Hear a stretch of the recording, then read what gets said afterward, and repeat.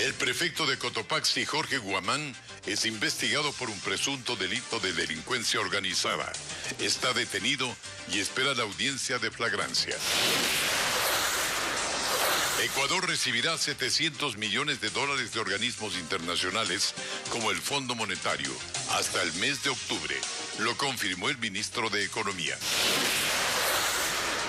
La posesión del nuevo superintendente de bancos podría quedar en suspenso. Un fallo judicial en San Borondón, Guayas, lo impediría. El movimiento indígena presenta una propuesta para controlar los precios de los productos de primera necesidad y varios servicios.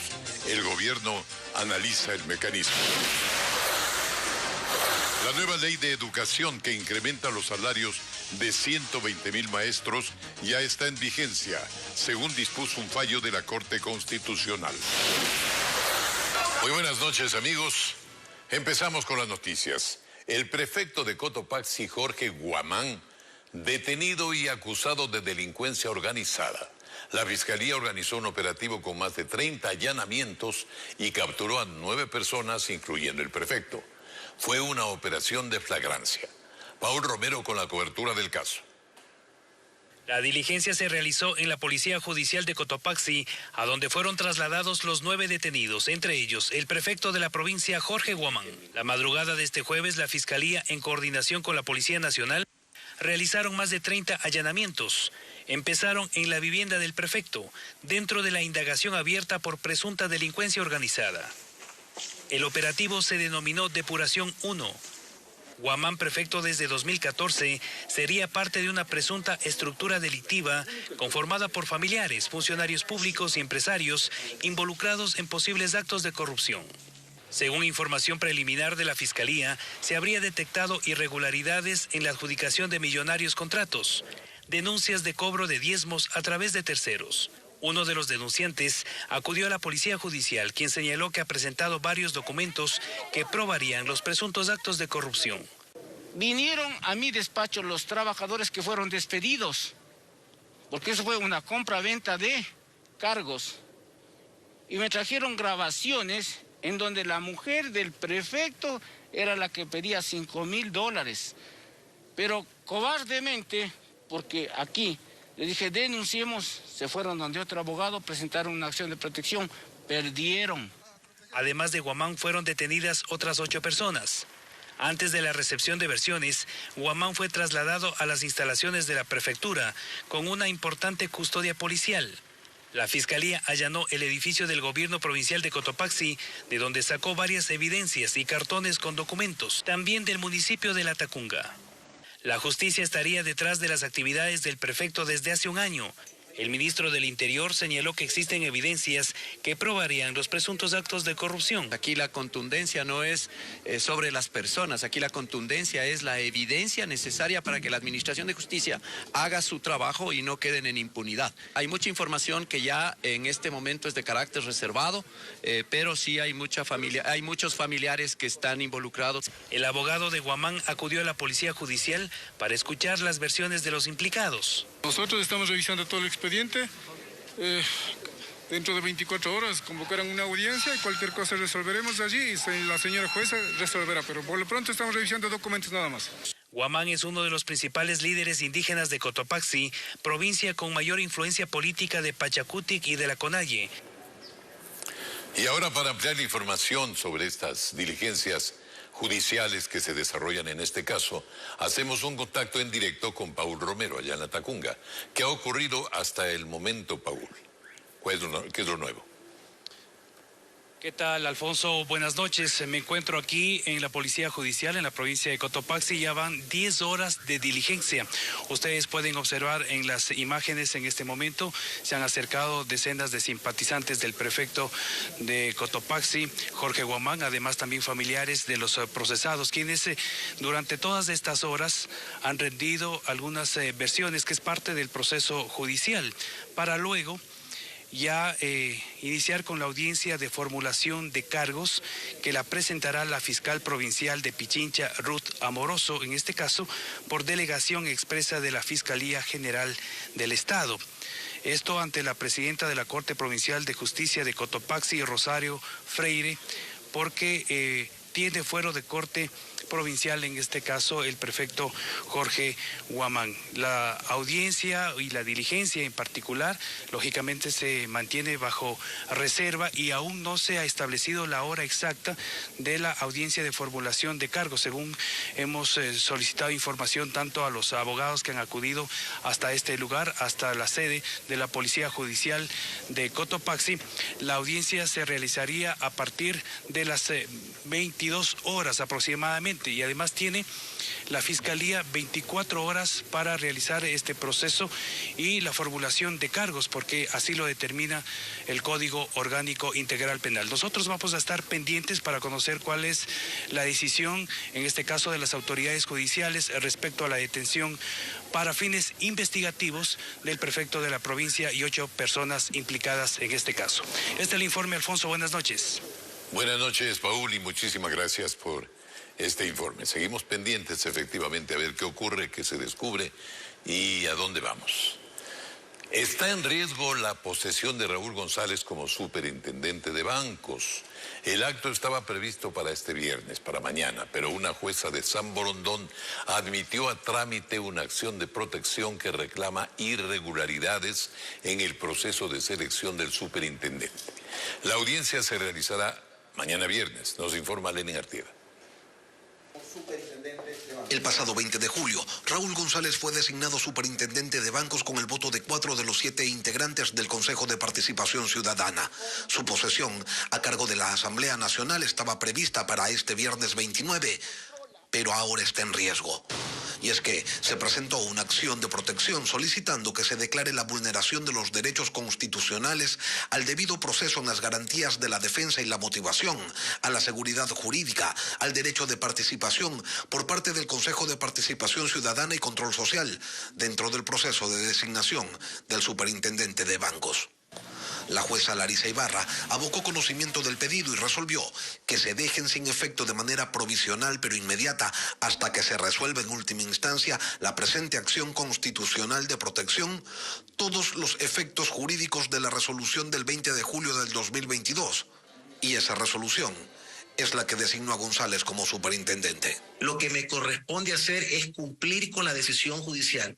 Más allá de que esté de acuerdo o en desacuerdo en la decisión, simplemente nosotros tenemos que dar cumplimiento a la disposición judicial. La resolución judicial llegó al Consejo de Participación y desde allí se corrió traslado a Virgilio Saquicela, titular de la Asamblea Nacional, donde la agenda del viernes marcaba posesión de superintendente de bancos. Hernán Ulloa, presidente del Consejo, considera que lo resuelto por la jueza no constituye interferencia de la función judicial en las competencias de la entidad que preside. Quiero más bien esperar a los resultados de la acción de protección para tener un poco más claro cuál sería la supuesta vulneración de derechos que se ha contemplado en el reglamento y en la designación de esta autoridad. La acción de protección fue presentada por la ciudadana Michelle Guerra. Buscamos un pronunciamiento del superintendente designado, Raúl González, pero no quiso pronunciarse. La audiencia se desarrollará este viernes 29 en la unidad multicompetente de San Borondón, a partir de las 2 de la tarde. Y en lo económico, Ecuador recibirá en diciembre un desembolso de $700 millones de organismos multilaterales y, según lo confirmó el ministro de Economía, Pablo Arosemena, será destinado a gasto social. Durante su agenda en Guayaquil, el funcionario sostuvo además que las negociaciones para la focalización de los combustibles avanzan por buen camino. William Young con este tema. Para el ministro de Finanzas las noticias son buenas, pues luego de su viaje por Washington señaló que no hay dudas de que las relaciones con los organismos multilaterales no se han trastocado y que en diciembre llegará un nuevo desembolso. Es por un monto de $700 millones hacia diciembre en este año, y de aquí a diciembre igual tenemos algunos recursos asegurados de otros multilaterales por los distintos proyectos de inversión que estamos desempeñando. Que si bien las manifestaciones indígenas aumentaron el riesgo país y dejaron pérdidas por más de $1.000 millones, sostuvo que se mantiene la confianza de las fuentes de financiamiento internacional. Y aclaró que eso no implica condicionamientos de parte de los organismos extranjeros, por lo que se sigue en marcha el plan trazado por el gobierno. Porque son ellos quienes nos facilitan recursos en las mejores condiciones de plazos amplios, tasas bajas, inclusive años de gracia. Eso es bueno por ahora, según el analista Alberto Acosta Burneo, pero cree que lo importante es tener una ruta clara para evitar sobreendeudamiento. A partir de 2025 se espera que la necesidad de financiamiento aumente porque hay que comenzar a pagar todas esas deudas que se adquirieron en el pasado. El gran desafío es quién nos va a prestar una vez que este año termine el acuerdo con el Fondo Monetario Internacional. Y sobre las negociaciones con la dirigencia indígena en las mesas de diálogo, Arosemena se siente optimista en temas como los acuerdos con la banca pública y privada y tampoco ve complicado identificar la fórmula para la focalización de los combustibles. El movimiento indígena propone que el gobierno, a través de decretos ejecutivos, fije los precios de los productos básicos y los controle para que se respeten en el país. Sobre esta base se discute en la mesa de diálogos entre las dos partes. Francisco Garcés tiene más precisiones de la propuesta indígena. Siguen los diálogos entre el gobierno y el movimiento indígena. La tercera mesa activa es la de control de precios y su intención es encontrar mecanismos para transparentar los mercados y no perjudicar a los productores, especialmente en el campo. Control de precios, también lo que es precio justo y la comercialización. Entonces, dentro de estos 3 subtemas nosotros hemos presentado algunas propuestas. La propuesta del movimiento indígena se resume en que el presidente de la República emita varios decretos. La primera medida sería la fijación de precios para que no puedan fluctuar de acuerdo a las condiciones del mercado. Hemos enviado una lista de 44 productos de primera necesidad, lo cual tienen que ser discutidos. Y nosotros hemos dicho, ¿existe o no existe la voluntad política desde el gobierno nacional en dar una respuesta favorable a la propuesta planteada? Pero la fijación de precios no alcanzaría solamente a los productos de primera necesidad, sino también a varios servicios. El control de precios de la energía eléctrica, de la conectividad y los distintos productos que se ha hecho un listado no son suficientes, pero hemos considerado que son los productos de primera necesidad, los más básicos que todo el mundo consume. La organización indígena apela a la voluntad política de las autoridades y considera que sí es atribución del Ejecutivo regular los precios y también poner reglas a los proveedores privados de varios servicios. Esperamos tener una respuesta de la propuesta entregada por parte de las instituciones competentes. En la mesa se esperaba este jueves la respuesta del gobierno ante la propuesta, pero los dirigentes indígenas dejaron el diálogo, según ellos, porque el régimen no les dio una respuesta concreta. Sin embargo, esperarán para tenerla y buscar sobre ello un acuerdo definitivo. El presidente de la República, Guillermo Lasso, mantiene varias actividades en Guayaquil. Este jueves asistió a la primera convención para impulsar el empleo y la oferta laboral en el país. Cientos de jóvenes de sectores pobres se postularon para un trabajo y serán contratados por empresas privadas y públicas que son parte de este convenio. Luego tuvo un encuentro con agrupaciones de artesanos del puerto principal. En este evento, el jefe de Estado anunció que bajará aranceles para la importación de productos específicamente para este sector productivo, en especial el impuesto a la salida de divisas para actividades artesanales. Además, confirmó la decisión de crear el primer instituto tecnológico artesanal del país. Entra en vigencia el incremento de salario para los maestros que deberá empezar a ejecutarse en 90 días. Ahora el gobierno tiene que desembolsar 491 millones de dólares al año para cumplir con la ley y la sentencia de la Corte Constitucional. Jacqueline Rodas nos explica. Se publicó en el registro oficial la sentencia de la Corte Constitucional con la que entra en vigencia toda la reforma a la Ley de Educación Intercultural. Con ello, el gobierno debe cumplir con el incremento de sueldo para alrededor de 120,000 maestros desde educación inicial hasta bachillerato. Esto representa justicia, esto representa que el trabajo docente, la profesión docente está revalorizada. Es ya una ley y no hay ninguna función del Estado que la pueda detener su su cumplimiento. Por ejemplo, un maestro de la categoría más baja, que actualmente gana $817, recibirá 986, mientras en la categoría más alta, el salario se incrementará de $1,676 mensuales a $2,034. Para cumplir con la ley, el gobierno deberá destinar $491 millones cada año. La ministra de Educación explica que buscan la forma de financiarlo. Por supuesto que se va a cumplir, lo ha dicho el presidente de la República, lo ha dicho el ministro de Finanzas. Como es de esperarse, hay que reorganizar las finanzas públicas para poder efectivamente colocar, sobre todo en el presupuesto del Estado para el año 2023, los recursos necesarios para incrementar el presupuesto de remuneraciones de docentes. El incremento salarial debe empezar a pagarse en 90 días contados desde este jueves.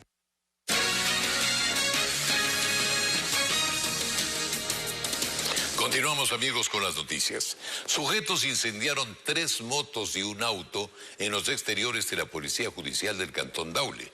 Según las autoridades, el motivo de este ataque sería simplemente una represalia contra la policía por los operativos que vienen realizando.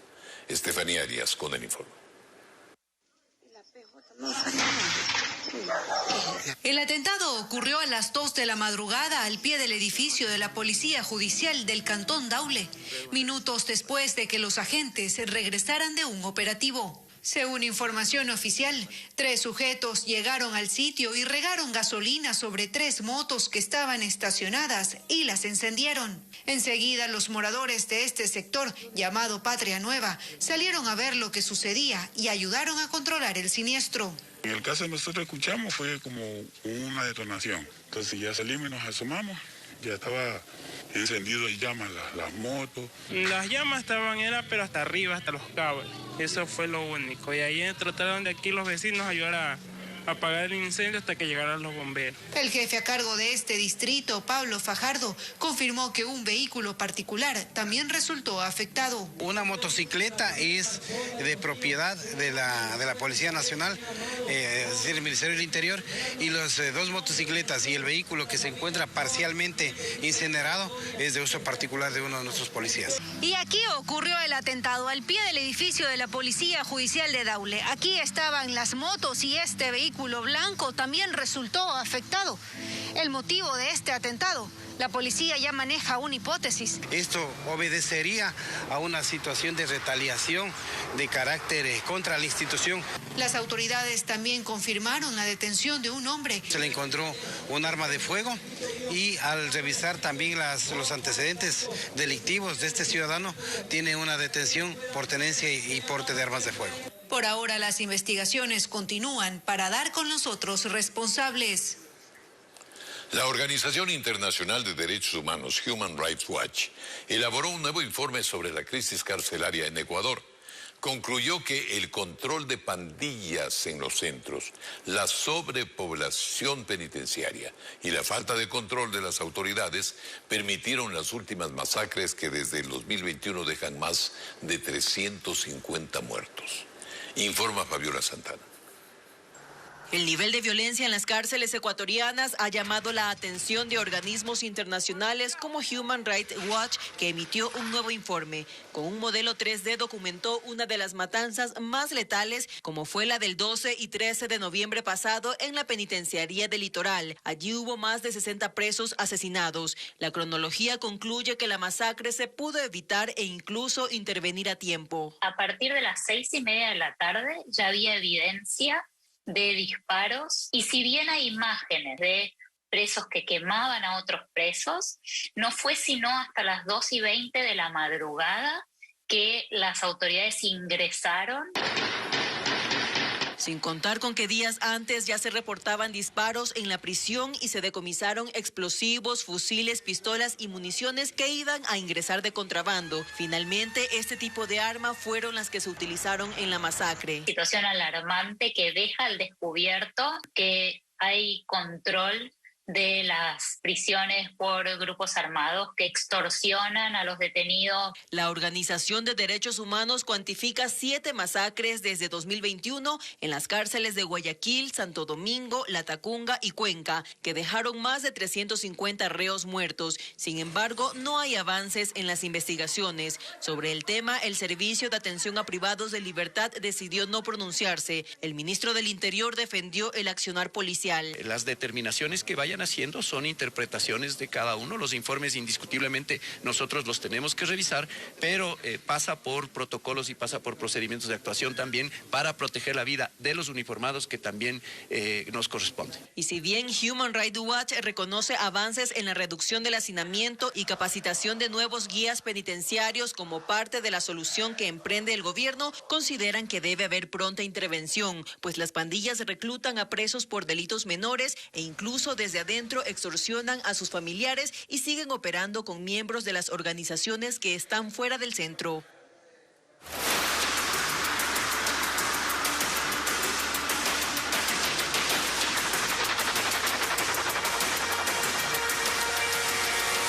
Ecuador, territorio narco. Un reportaje más sobre las rutas de narcotráfico. La presencia de 3 cárteles internacionales que reclutan a organizaciones narcocriminales locales ha convertido a Ecuador en el tercer exportador de cocaína del mundo. Estas mafias usan el perfil costero de Manabí y Santa Elena para enviar droga a través del mar y por vía aérea también. En esta última entrega, Merlin Ochoa hizo un recorrido por estas rutas clandestinas. Manta en Manabí se ha convertido en el corazón de estas organizaciones narcocriminales. Al igual que los marinos, usamos chalecos antibalas porque el recorrido por mar es de alto riesgo. La oscuridad de la noche es el escenario propicio para que los minicárteles saquen la cocaína. Los pescadores no dan mayor información porque saben que pueden ser asesinados. ¿Puede identificar quiénes van en la embarcación y qué llevan en esas embarcaciones? No se puede porque de noche no se ve nada, pues, ni el nombre del barco, no se ve nada de eso. En tierra la situación también es crítica. Esa provincia, en sus 350 kilómetros de perfil costanero, tiene miles de caminos de acceso a las playas. Por seguridad, en un carro militar, fuimos a un lugar donde nos citó otro pescador, quien fue reclutado por narcos. ¿Cuánto pagan para sacar droga? $25,000 por viaje. Las noches es la salida. El comandante del Grupo de Operaciones de Manabí señala que, además de la extensión, en la provincia existe la mayor cantidad de embarcaciones pesqueras. Obviamente aquí ellos pueden conseguir gran cantidad de embarcaciones de diferentes características para el transporte de la droga. Pueden ser sumergibles, semisumergibles, de cualquier tipo. Manabí es parte del corredor internacional de drogas. Los cárteles Jalisco, Sinaloa y la mafia albanesa compran el alcaloide a bandas colombianas. Luego la trasladan desde ese país al nuestro por la frontera norte con la provincia de Esmeraldas. Aquí, con ayuda de grupos locales, una parte de la cocaína se envía por tierra a Manabí, donde el tráfico internacional mayoritariamente es por vía marítima. Otra parte llega por carro a Guayas, donde la mercancía ilícita sale en contenedores a través de los puertos. Finalmente, también se envía droga hasta Santa Elena, donde principalmente es exportada por avionetas y aviones. Todos los envíos desde estas provincias son a Estados Unidos y Europa. Solo en Santa Elena hay 24 alertas de narcopistas. La policía monitorea estos extensos terrenos, cuyas características son ideales para el aterrizaje de aeronaves, como la encontrada en abril pasado por los agentes. Estos terrenos abandonados más la espesa vegetación son utilizados por los narcotraficantes para trasladar y esconder cocaína. En su mayoría son solares privados, pero como ustedes ven, no tienen ningún tipo de seguridad. La red de distribución de droga es ejecutada por minicárteles ecuatorianos que también se dedican al sicariato en medio de una guerra sangrienta que en el 2022, según la policía, ha dejado más de 2.000 acribillados por la lucha del territorio. Tenemos más en un instante. Migrante ecuatoriano fue asesinado en Estados Unidos. Su familia vive un drama para repatriarlo. Les contaremos su historia.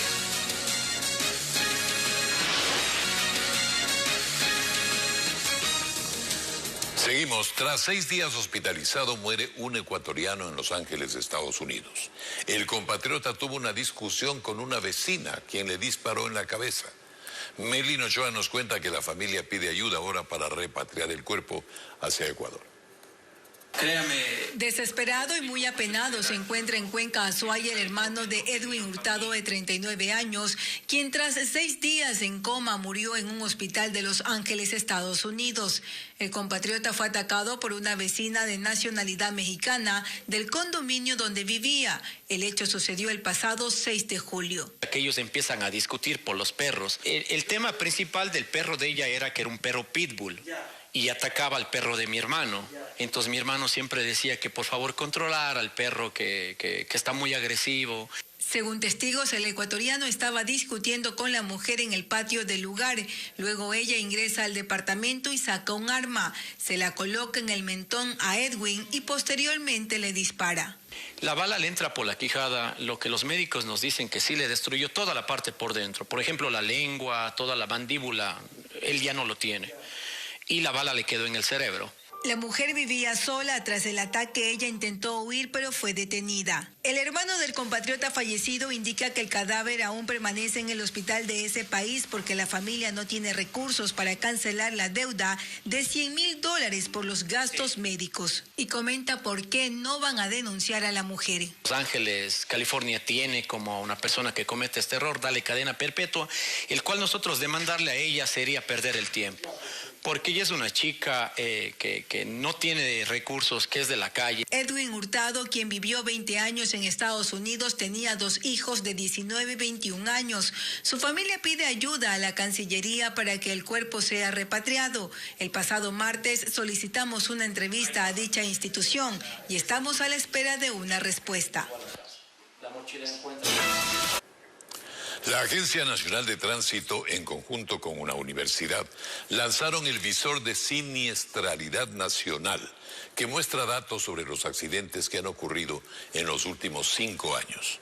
Byron Andino nos muestra algunas cifras que aparecen en esta base de datos que servirá para la toma de decisiones e investigaciones.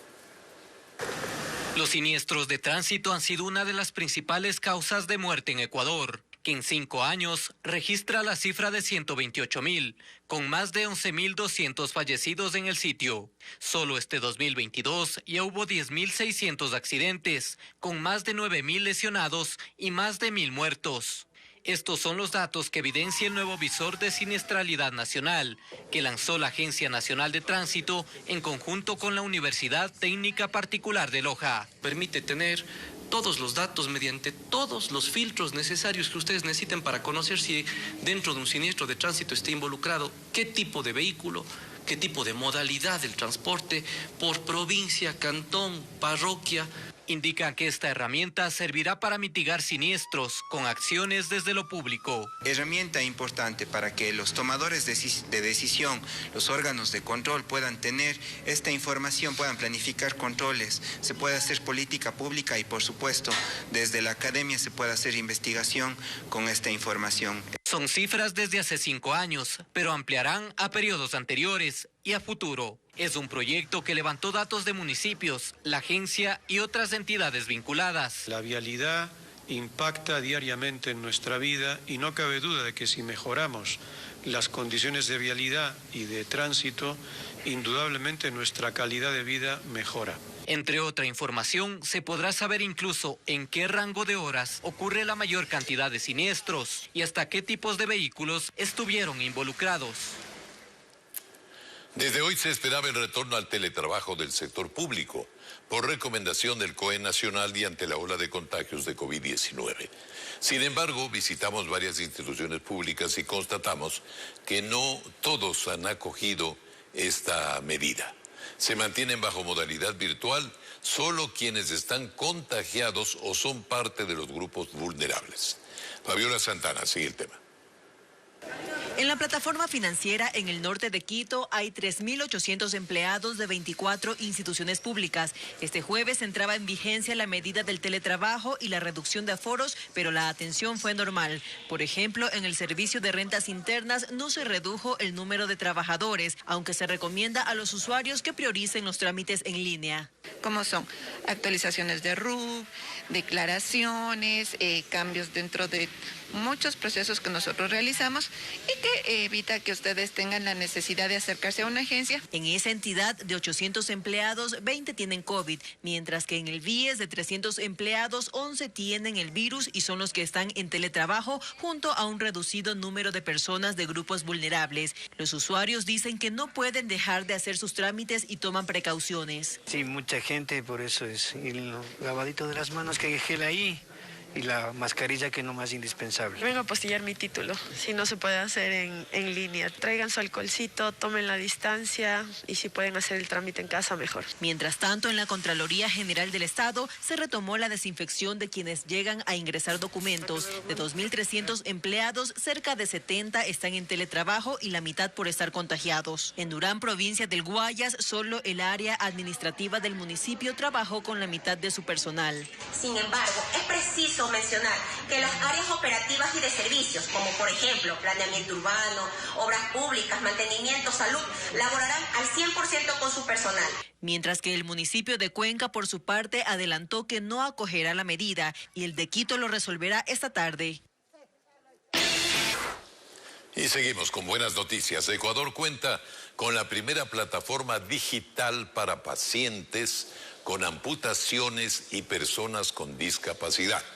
La Embajada de los Estados Unidos y la Fundación ROMP realizan la entrega de aparatos especiales con el fin de mejorar la calidad de vida de personas en estado de vulnerabilidad.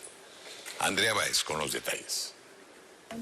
Denis tiene 18 años. Hace 6 meses le amputaron sus 2 piernas y ahora intenta volver a caminar con prótesis. Ya me ha visualizado que a principios del otro año quiero ponerme ya a caminar porque ya quiero entrar a estudiar a la universidad. O sea, y en este momento no pude porque aún no puedo caminar bien, a veces me caigo. Él es parte de los más de 90 personas beneficiadas por la Fundación ROMP y la Embajada de Estados Unidos en Ecuador, que busca generar oportunidades para personas con discapacidad. El embajador Michael Fitzpatrick recalca la importancia del proyecto.